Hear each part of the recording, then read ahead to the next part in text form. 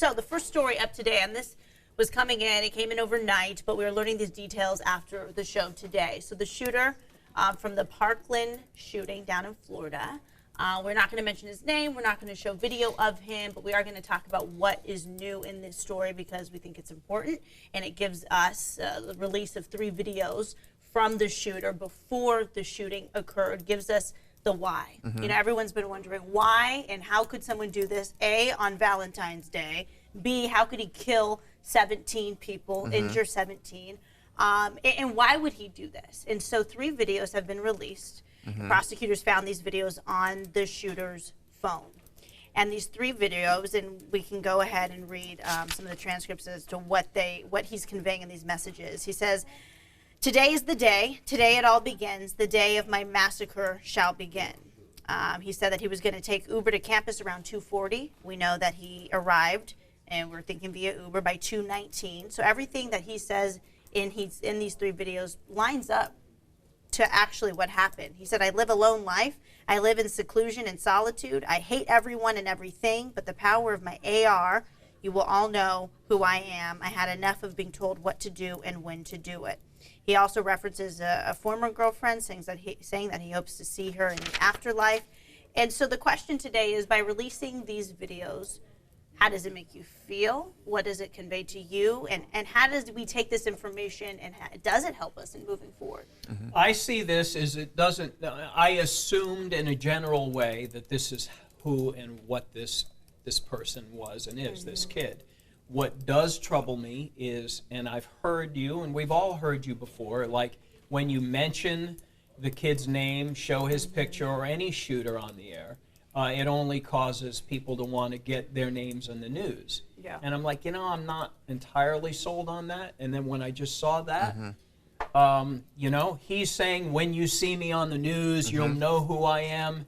And it's like, there you go. We in the news media are likely going to have to change the way we report these stories so that there isn't this need for copycats, troubled people who want to get their name on the news by shooting up a concert in Las Vegas, shooting up schools in Florida, Texas, Colorado, wherever. That really hit me in the face today about this kid saying, you'll hear me on the news tonight. And that troubles me that this is all true. And a lot of the survivors are very upset that news is running with this, and this is the headline this morning. And it's why we've chosen to, block his name from coming out of our mouths, from showing his we've face. Done it. We already reported his name and all that, and it's like at the very beginning. Now you're absolutely right. It's a little the horse out of the barn thing here. So I think this is a good time to hear from our viewers, because we here at ABC 10 really focus on giving the audience what they want. So if you guys want to sound off in our comments about this, do you want us to say school shooter names? What do you want to hear? And when we have stuff like this that surface, that this suspect may have wanted this kind of attention and then committed this act to get that attention, do you want to hear about these things? Because, we have it as our obligation to journal history. That's why we're journalists. We're going to tell you what happened when it happens. But is that something that you want to hear? I'd really love to hear what people think about that. Kathleen S. Amos says he sounds seriously disturbed, and you can listen to the 3 videos. You can hear the audio and see him, and see he's wearing a baseball cap, and you see the details as to what happened in those moments leading up to it on our website, abc10.com, and our digital producer will leave a link right now in the comments. But to go on with what Kathleen said, why did nobody get help for him? Was this post/video reported to authorities? From our understanding, these videos were found after the fact. On his phone, these weren't YouTube videos where people saw them and didn't do anything about it. This was determined right after he was, this was found in his car and his person after. And we're kind of like 2-3 months now removed. Valentine's Day, we're a little bit removed from the story, but there were reports of issues with this guy, with this kid. He wasn't at home, so he had. He was adopted. He had issues outside, like he was disciplined. He was expelled from school. So we have to remember. I know that we've had at least another school shooting since then. We got to think back. He was documented as having issues, and I think they were trying to handle it. And and there's so many reasons family, of why or what happened here. Yeah, who he was staying with said they knew about the guns, and they had it locked up in their home. I think what this video is really telling about is, whenever I talk about this subject, I like to say we need to talk about everything connected to this, whether it's direct or indirect. And he mentions all of the hot button issues connected to gun violence in this country. He talks about personally being bullied. He talks about feeling very lonely. He talks about trying to be famous. He talks about his weapon of choice. He didn't say, I'm going to use a bomb to do this. I want to use a specific type of weapon because he feels like that's where he's going to get his power to do this. So weapon of choice is part of this because he mentions it. So you do have to address it. So all of the things that people say are involved with this as a combination, I think that that's really the most helpful thing about this is that he is taking all of these things and boiling it down to, because of all of this, this is what I am going to do. So as we talk about this issue and how to try and stop the next thing from happening, we have to consider all of these factors as a combination to somebody being their decision. So when people like to talk about these events saying it's just this, or it's just this, or talk about this and don't talk about this, you have to understand for the individuals that are actually doing these crimes and committing these horrific acts, the way that they come to a decision to do this is a combination. It's a summary of all of these factors that compel them to do this. So we have to, if we want to be effective about this, have to talk about all of it. Right. Because it's all involved. How do I know this? Because that's what he's saying, and that's if there's anything positive about this is that he is giving you the motive to his decision. So it's our job to understand that and address each one of these, not just picking off our favorite one. And David Wong says, this is so incredibly sad. People need to speak up, say something when they're feeling bad. Turn to your buddy, the person next to you in the trenches. When you're feeling bad, tell it to a friend, and on good days, be willing to turn a helpful ear to someone who needs it. Good points. Thank you, David Wong. Stephanie Sembrano, there was always hints ahead of time of a possible shooting every time, and nothing changes. That's the thing. These could have been hints ahead of time, but who saw those videos, if anyone? Every situation, I think, is different because the most recent shooting in Santa Fe, this kid was on the football team. All of the comments afterwards were, I didn't see it coming from this kid. There was the incident with the girl in the classroom, but what isn't like that in high school? I mean, there are so many things that go on in high school that you could look at, armchair quarterback it later and go, oh, that fight in the hallway with that kid, and that's what caused the shooting. But that happens all. There wasn't the most recent shooter wasn't like the one we're talking about now. It was different degrees. Different. No warning. No alleged warning signs. And like I said, this kid in Florida. Wow. Yeah. The kid in Texas. People are like, he seemed normal the day before. The 1 October, you bring that up, Mason, who's behind the camera, but always has good perspective as a millennial as well. But he says the 1 October shooting, you're talking about what happened in Las Vegas. Same thing. No one really knew. There were no signs. A wealthy real estate developer Was eating who sushi. likes to gamble. Yeah. And it was No like criminal record. and left no trace. No And trace left no as to trace. the why of this whole But thing. was capable. As journalists, we have this rule that when there is a suicide, that we don't report it unless, like, let's say someone commits suicide and they block traffic or something like that. If it impacts a lot of people, because there were people who were committing suicide. My thinking, from what I learned in college like 14 years ago, the thinking was, we don't want to glorify suicide and we don't want to put that out there in the news. And we have a viewer coming, because I asked the question, and Michelle says, don't acknowledge him. I've been thinking this for years. I'm happy to hear you say that. And we really want to hear, and I think as media evolves and as we evolve as journalists, Digital and world. as our world evolves and we deal with the issues that face us, I don't want to see school shootings become so commonplace that we just don't report them like we don't report suicides. So we don't report the shooter's name, but do we report what happened? How do you have to. ignore? How do you You ignore what have to. happened? You in have to Parkland? report. I So think the school 17 shooting. people died, 17 injured. It was a horrific incident that happened down in Parkland, Florida. We You report leave that. the fact that there was a gunman involved. You cover it. You just don't mention the shooter's name nor Off the put bat. up his photo, because Bam. that could be a reason why they're seeking fame, is that they'll get their photo out there and their name out there. If you eliminate that, but that's just a start. But I mean, right, I oftentimes- don't know that that's going to prevent anything. don't either. In this case of what we're talking about today with the Parkland, Florida shooter, where he says, "You'll see me on the news tonight." That to me is depressing. And sure enough, and he saw himself on the it news is that a night. cry for us to change how we report that.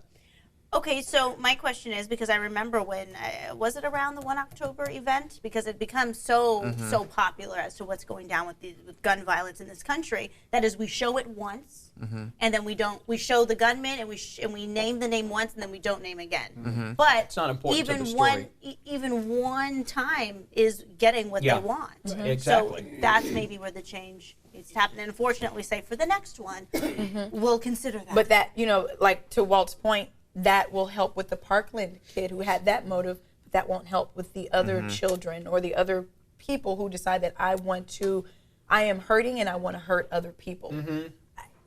Gun violence is probably an issue. Mental health is an issue. And it's so sad that, mental health, there's nothing new under the sun. I think we talked about this a little bit. There have always been people who have needed assistance.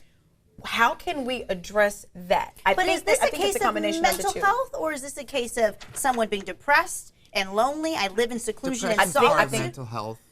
It's part of the equation. It certainly affects people, makes them make decisions based on their mental state. But by seeing someone who knew exactly what he was doing, what he was capable of doing, what his plan was going to be, and then operating just as he said he would, does that help or hurt his case? Gosh, I don't know. To say, oh, he was insane. I know originally they were saying, Yeah. oh, this is, he was operating on the case of insanity, therefore, let's dismiss him a little bit. But in this case, were you insane? If you know exactly what you're doing, is that insanity? There are plenty of, we don't want to, there's a stigma with mental health, and there are so many, I don't even know the word, like they're functioning. There are people that you work with and you see every day that suffer from mental health issues. So we don't want to. You don't see it. Yeah, we don't want to put them. We don't want to put them all in a box that because you have a mental health issue that you have this propensity, because there is that stigma and we have to fight that stigma. And there are efforts to do that all the time. So we don't want to put them in a group. I think there are some people who have mental health issues, who have severe coping issues, or there are things there. So we don't want to lump all mental health people in one box that they are all shooters, because there are so many mental health issues like depression and anxiety issues that people suffer with daily that have never had this issue, like with bullying. We talked about people who get bullied all the time. I think me and Adiane shared personal stories like, oh no, we were totally bullied. And there were viewers that said, no, I was bullied, never thought about hurting anyone else. So I think we tackle, it's a multifaceted issue. We got to kind of talk about mental health. We kind of got to talk about gun control, like you said. Yeah, this one in particular is amazing in the respect that it touches on all the topics. But you're right, the very next one, amidst some of those topics, it seemed to come out of nowhere. It's not all the same. This does not. Now we have a way to understand this. This is just it was remarkable to me that he basically hit on the 5 or 6 top things that people talk about post-gun violence, and he put them all in one video. I will say this has got to be absolutely horrific for the families involved to see somebody that killed their child act so callously about the lives, the number being important to him.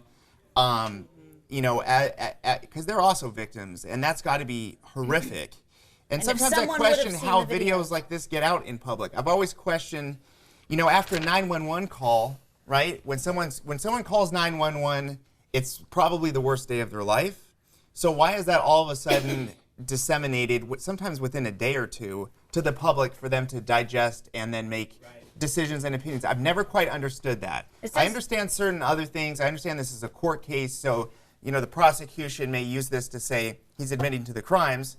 The defense may say, I think the defense is that he's mentally unwell and that's why he committed these. So it may be as evidence in a court case, and maybe that's why it got out. But I've always struggled to understand why some of these horrific things that it's when it gets out, video or audio, that it will continue to harm victims.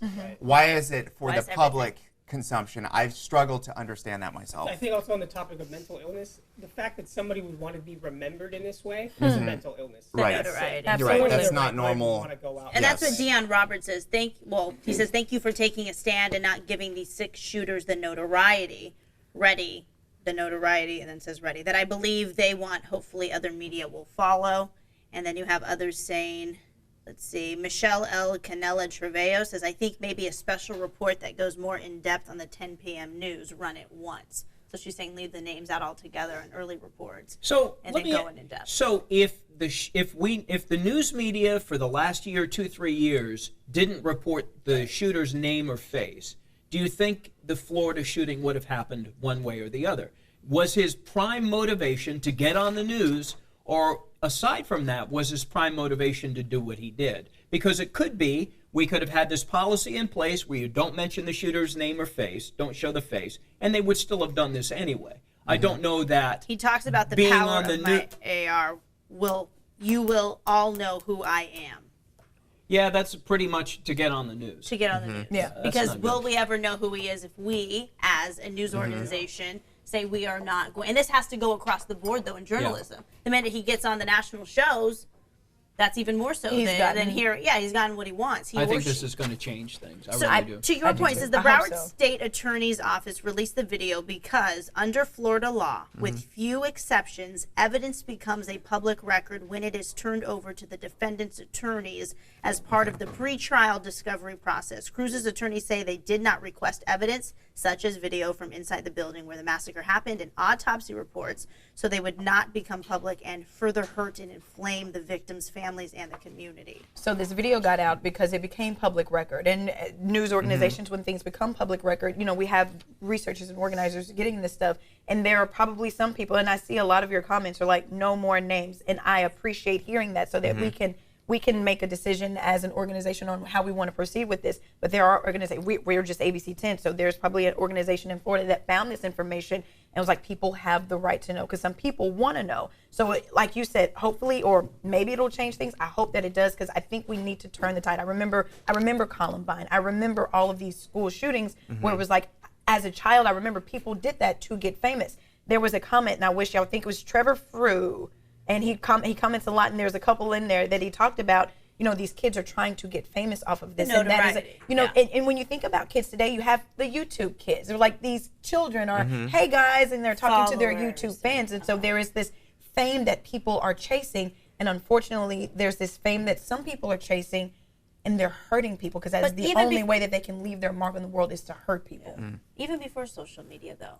Wasn't that? I mean, you mentioned Columbine. You mentioned other shootings that have happened. This was pre. The pursuit of fame. When somebody takes a shot at the president, what do? Not mention his name so that there won't be copycats? And if we don't mention the shooter's name here on ABC 10, it'll be still all over the internet where people go anyway. Well, so Christine, it's not like we can lock this down and change everything going forward. Right. I mean, the name and photo is going to get out there on Twitter and on whatever websites and the dark web. And you know, and I still think that would be a motive for somebody like the Parkland shooter, because he knows he's going to be famous whether we cover his name or not.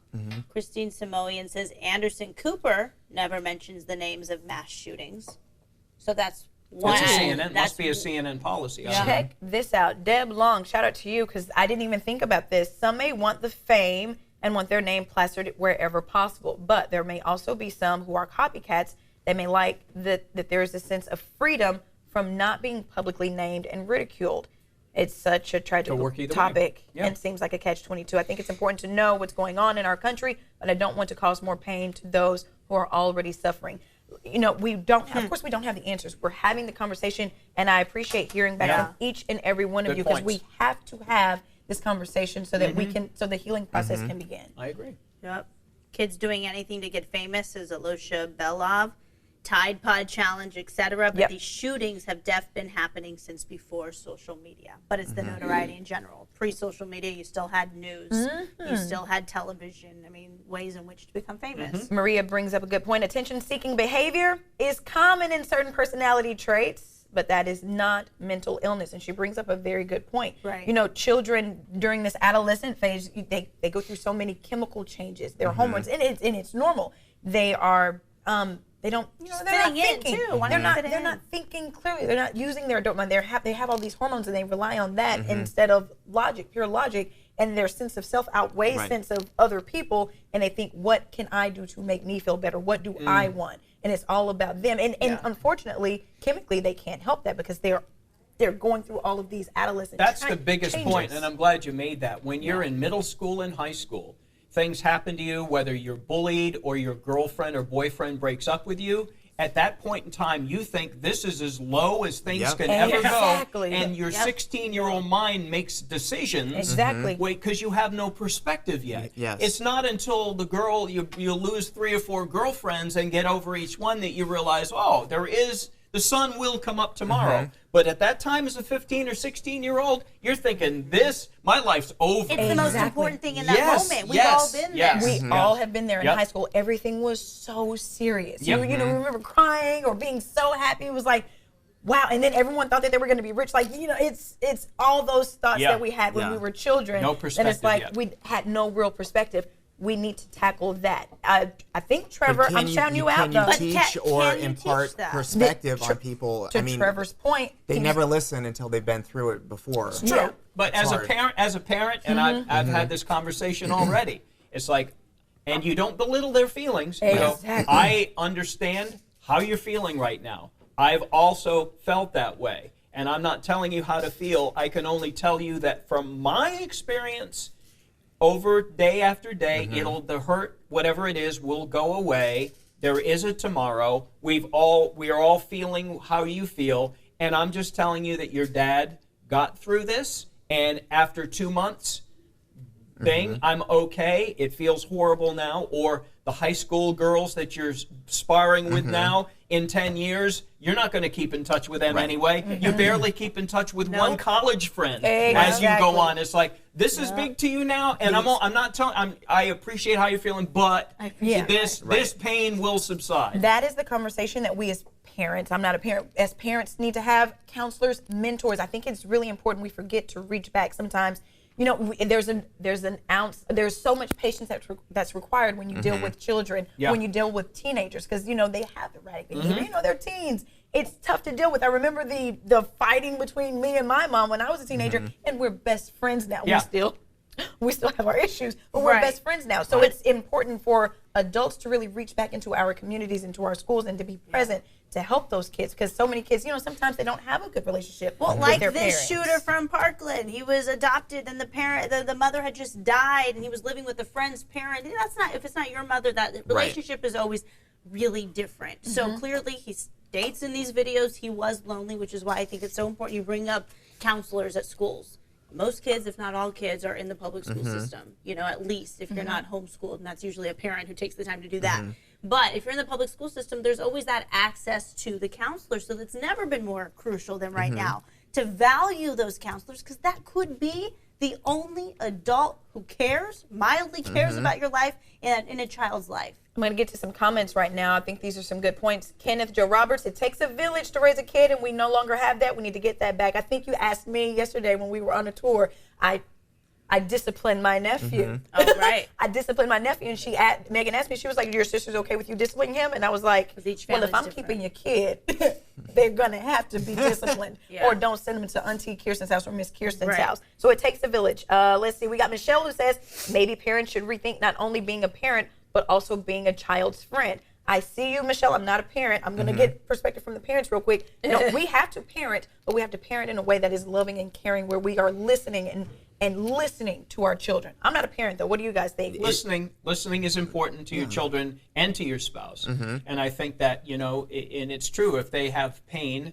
you can't tell them how to fix it. You have to listen and say, I've been there, I appreciate your pain, and you sometimes you just can't say get over it or whatever, because that's not what to say, no matter whether it's your child or your spouse. And I don't even think you need to have kids to understand that more connection is made when you understand someone's point of view at least a little bit. Yeah. And respect it. For adults, for kids, for parents, and kids' relationship, when you start there, Yeah, relationship. then you start from okay, you're listening to me, and then you can come up with some sort of respectful conversation.